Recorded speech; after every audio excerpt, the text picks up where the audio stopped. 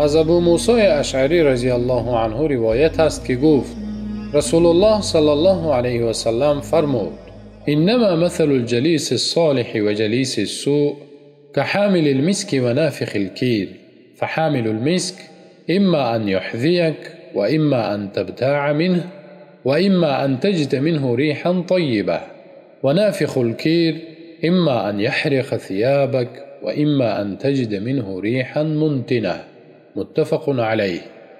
مثال همنشین نیک و همنشین بد همچون عطر فروش و آهنگر است. عطر فروش برای تو یا عطر تحفه می کند و یا از او عطر می خری و یا حداقل بوی خوش از او در می یابی. ولی آهنگر باشد یا لباست را می سوزاند و یا بوی بدش مشام تو را ناراحت می سازد. روایت امام بخاری و مسلم. دوستان عزیز، انسان موجود جمعیتی است و زندگی او دست جمعانه می گذرد. او تنها عمر به سر برده نمی تواند. به جمع و رفیقان نیاز دارد. زیرا در تنهایی روح انسان ناآرام و زندگیش ناگوار می گردد. اما انتخاب دوست چندان کار سهل و ساده نیست.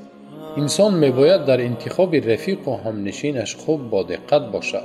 زیرا اخلاق طبیعتی سرایت کننده دارد و انسان از دوستش خواه ناخواه تأثیر پذیر می گردد. امام بزرگوار علم حدیث سفیان ثوری فرمودند هیچ چیزی برای ویران نمودن اخلاق شخص و یا صالح نمودنش چون همنشین نیست.